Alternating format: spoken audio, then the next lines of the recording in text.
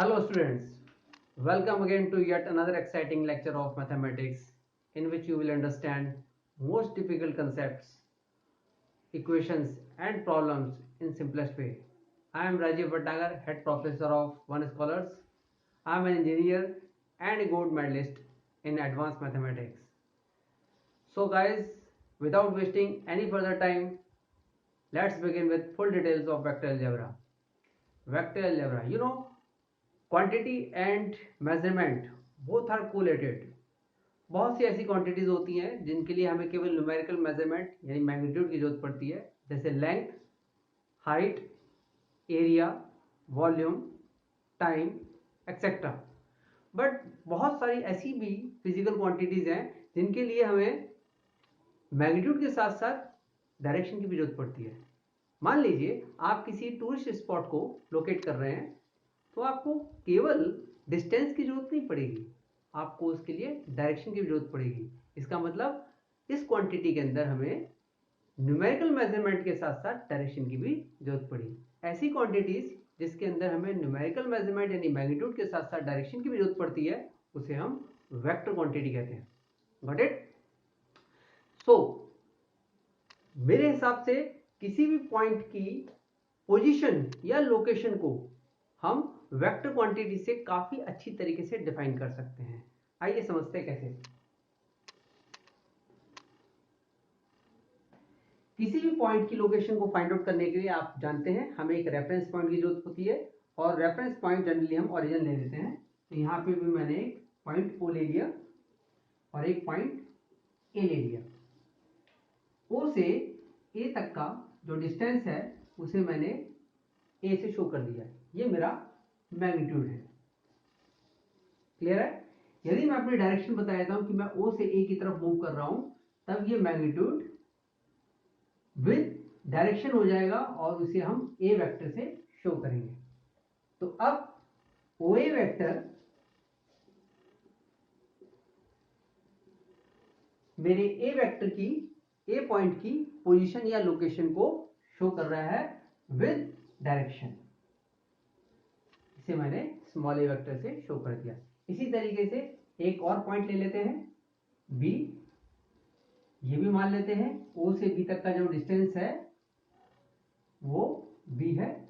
यदि मैं अपनी डायरेक्शन ओ से बी की तरफ रखता हूं तो इसे मैं वेक्टर बी से शो करता हूं. इस हिसाब से O B vector B vector से शो हो जाएगा. अब यहां से मान लीजिए मैं इन दोनों पॉइंट्स को ज्वाइन कर देता हूं और मुझे अब ए बी वेक्टर के बारे में कंफर्म करना है. आप जानते हैं कि वेक्टर हमेशा उसकी लोकेशन को शो करता है. यदि मैं बी तक जाना चाहता हूं तो मेरे पास दो वे हैं, O B and O A plus A B. इन दोनों ही वे से मैं बी तक इजीली जा सकता हूं. ओ बी वेक्टर को मैंने बी वेक्टर से शो किया है, ओ ए वेक्टर को मैंने ए वेक्टर से शो किया है. ए बी वेक्टर को मैं थोड़ी देर के लिए एक्स वेक्टर लेफ्ट कर लेता हूं. So what is the value of vector X? Vector X is equal to vector B minus vector A. Vector B is the position vector of B and vector A it is the position vector of A. X is the position vector of AB. इस तरीके से हम easily दिखा सकते हैं position vector of AB is the position vector of B minus position vector of A. Now we are going to next topic which is type of vectors. How many types of vectors? इसे मैं race कर देता हूं.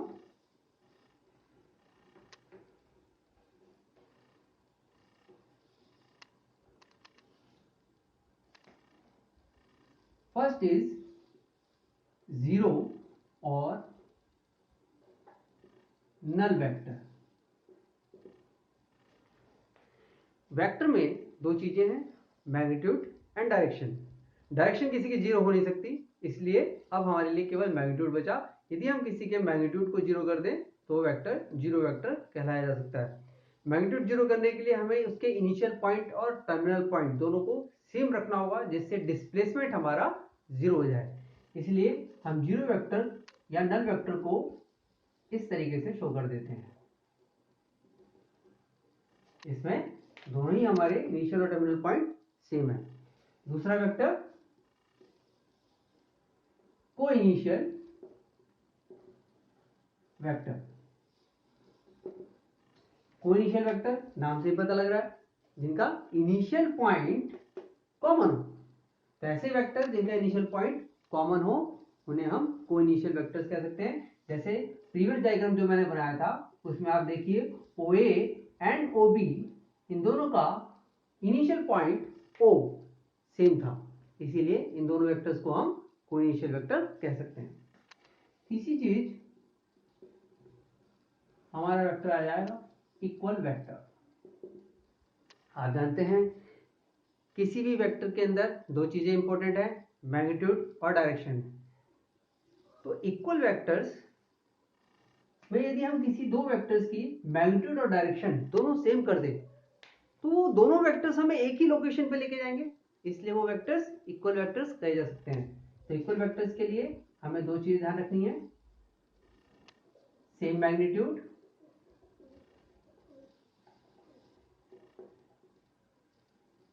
And same direction.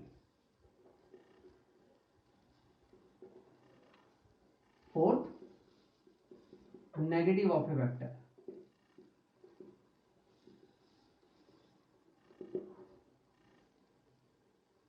आप जानते हैं magnitude और direction इन्हीं दो चीजों से एक वेक्टर रिप्रेजेंट होता है।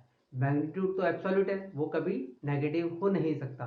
तो अब दूसरी चीज आ गई डायरेक्शन। यदि हम उसकी डायरेक्शन को अपोजिट कर दें तो वेक्टर नेगेटिव वेक्टर हो जाएगा। इस तरीके से negative of a vector is a vector in which magnitude is same but direction are opposite.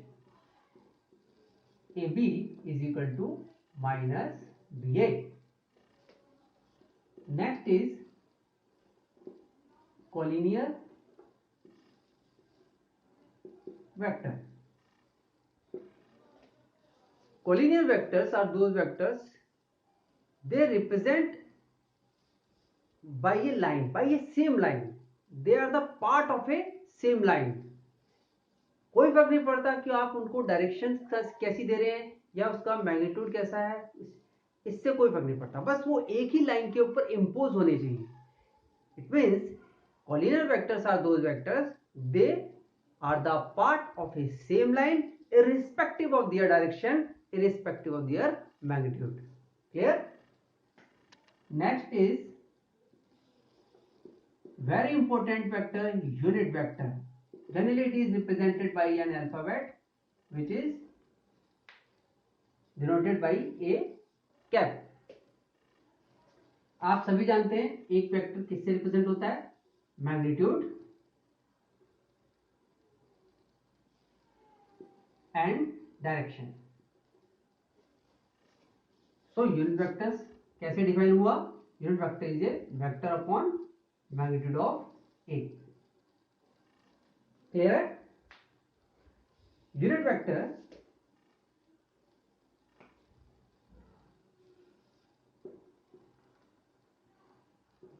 of x axis,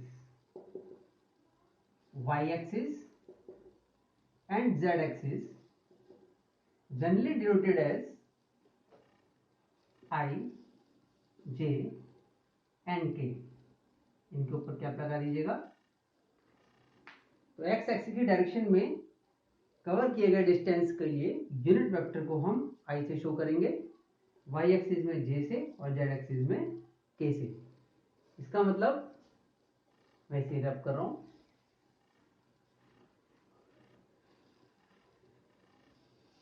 space में यदि हम एक पॉइंट ले लें P जिसके कोऑर्डिनेट्स ABC हैं और मुझे OP वेक्टर को शो करना है,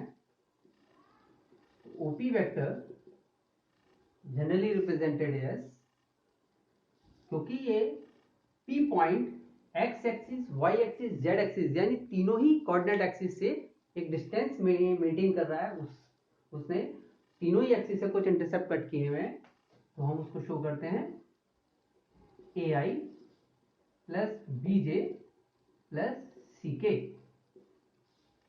ध्यान दीजिएगा, यहां पे किसी भी वेक्टर को शो करने का ये कार्टेशियन से वेक्टर में आने का तरीका है।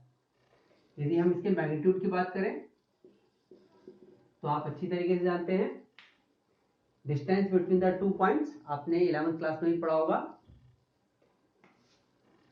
Square root of x2 minus x1 का whole square plus y2 minus y1 का whole square plus z2 minus z1 का whole square. It means a minus 0 whole square plus b minus 0 whole square plus c minus 0 whole square. It means root a square plus b square plus c square.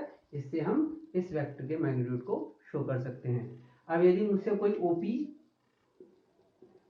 का unit vector पूछे तो मेरे लिए वो हो जाएगा OP vector upon magnitude of OP। It means AI plus BJ plus CK whole upon under root A square plus B square plus C square. ठीक है दोस्तों, चलिए अब we are coming our next topic which is called direction cosines.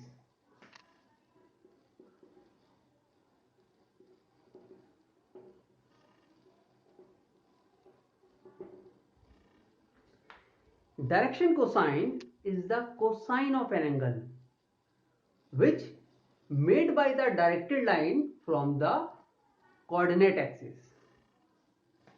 मान लीजिए ये हमारे coordinate axis हैं y x z, ये हमारा ओरिजिन, ये रहा हमारा पॉइंट P। इस P के कोऑर्डिनेट में ABC अभी लिए थे मैंने। इसका मतलब इसने x एक्सिस की डायरेक्शन में A इंटरसेप्ट कट किया हुआ है।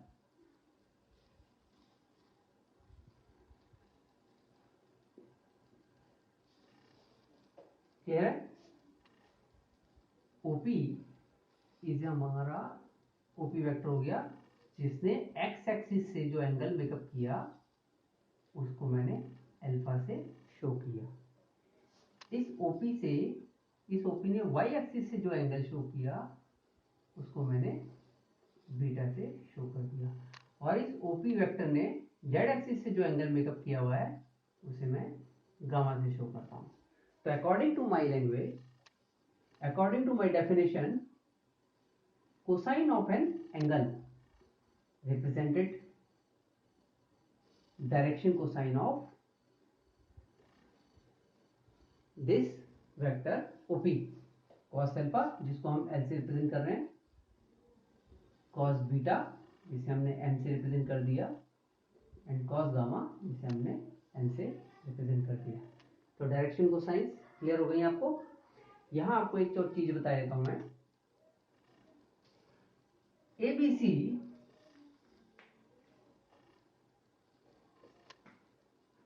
cos alpha is equal to, यदि मैं इस ट्राइंगल को कंसीडर करूं, in triangle OPM, so what is the value of cos alpha? cos alpha is equal to, आप सभी जानते हैं, base upon hypotenuse.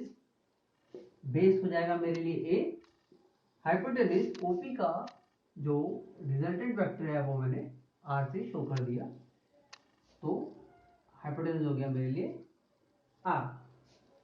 cos alpha L से रिप्रेजेंट होता है, आप जानते हैं, ये थोड़ी देर पहले बताया मैंने, तो इसलिए A की वैल्यूज क्या आ गई, LR। Similarly cos beta is equal to B upon R which is equal to M, this implies B is equal to MR। cos gamma is equal to C upon R which is equal to N, therefore C is equal to NR। Fine दोस्तों, और अभी थोड़ी देर पहले आपको बताया था magnitude of OP is equal to square root of A square plus B square plus C square. Now put the value of A square, A is equal to LR, so L square R square plus m square r square plus n square r square. And what is the magnitude of OP?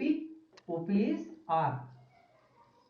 Now squaring on both sides, r square is equal to r square इसमें common ले लीजिए.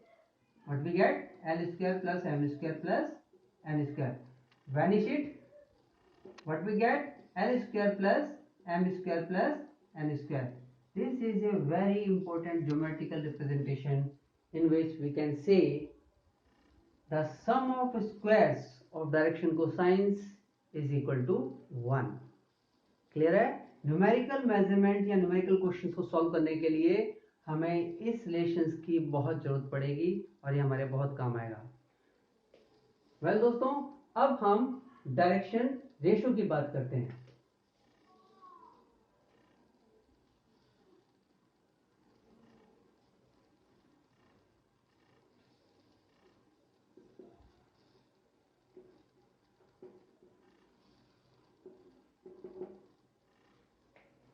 Direction ratio. Direction ratio is a scalar component of a point. It means it is denoted by intercepts which cut by the vector from the coordinate axis. Generally here it is equal to A, from y axis it is equal to B, and from z axis it is equal to C. Direction ratio also represent a projection of a vector on the coordinate axis. Clear है? इसलिए direction ratio हम उस point के coordinates को directly मान सकते हैं. और मैं यहाँ दिखा चुका हूं कि ए बी सी इनकी वैल्यूज ए बी सी इससे रिप्रेजेंट हो रहा है. इसका मतलब ये एक रिलेशन हमें दे रहा है जिसमें हम ये कह सकते हैं, जिसमें हम ये दिखा सकते हैं कि डायरेक्शन रेशियो और डायरेक्शन कोसाइंस आपस में किस तरीके से कोरिलेटेड है. ओके, यहां मैं आपको एक और चीज बता दूं, इस r की वैल्यूज आप ऑलरेडी निकाल चुके हैं. r is equal to under root A square plus B square plus C square. Clear? So now if we find L in the terms of direction ratio, it should be equal to A upon R, which is equal to A upon, what is the value of R? Under root A square plus B square plus C square. Similarly, M is equal to B upon R, N is equal to C upon R. ये भी values आप ABC की terms में find out कर सकते हैं. तो ये था हमारा डायरेक्शन रेशियो का कंसेप्ट. क्लियर हो गया? Now we are going to our next topic,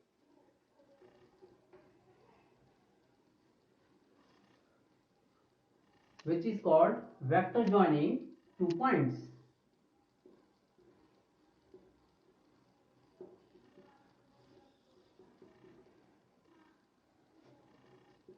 A, B. Let the position vector of A is A vector and the position vector of B is B vector. So, what is the position vector of AB? Position vector of B minus position vector of A. Let the coordinate of vector A, the point A is x1, y1, z1, and the point B is x2, y2, z2. So, the position vector of B represented by x2i plus y2j plus z2k minus position vector of A is x1i plus y1j plus z1k. Subtraction in two vectors always represented by subtraction of corresponding parts.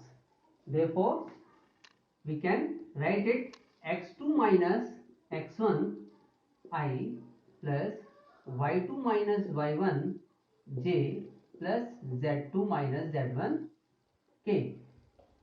This is our position vector of AB.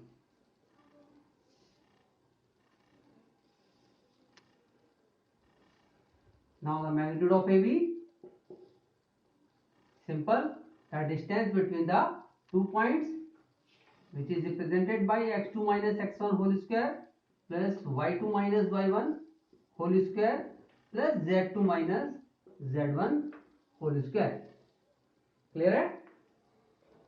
Now we are going to our next topic, properties of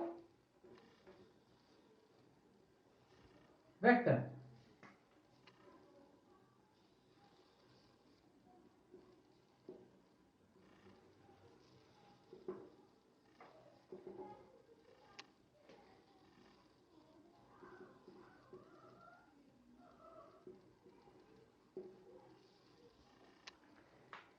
Addition and subtraction of two vectors are same when there, in addition and subtraction of two vectors, we add corresponding part of one vector to the corresponding part of other vector.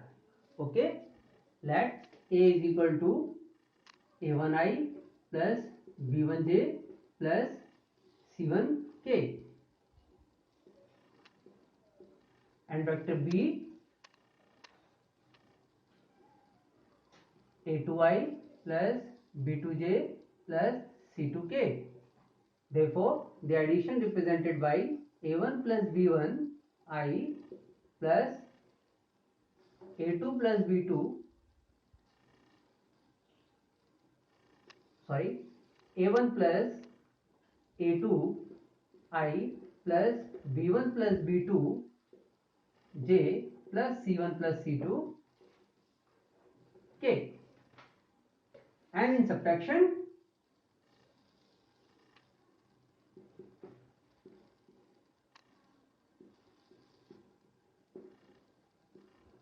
A1 minus A2I plus B1 minus B2J plus C1 minus C2K. When we multiply a scalar with any vectors K, it should be equal to K1 Ka1I plus Ka2J Kb1J plus Kc1K. Clear है?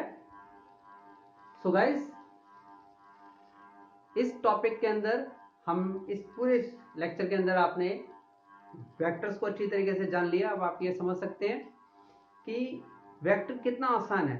Generally commerce वाले बच्चों के दिमाग में ये चीज clear नहीं रहती है कि ये तो एक साइंस स्ट्रीम का चैप्टर है और मेरे लिए बहुत मुश्किल होगा. ऐसा नहीं है. इस सोच के साथ वो ना केवल अपना वेक्टर बल्कि 3 डायमेंशनल ज्योमेट्री के को भी इनएक्टिव कर लेते हैं. और आपको मैं बता दूं, इन दोनों चैप्टर्स की वेटेज 15 to 17 मार्क्स की है आउट ऑफ 80 मार्क्स. तो ये बहुत इंपॉर्टेंट है कि आप इसको अच्छी तरीके से फोकस करें और समझें. So did you notice guys how simple it was?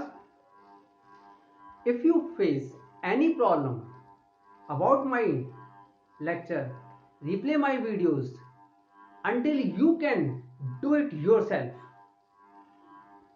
Okay, so thank you for all watching this video.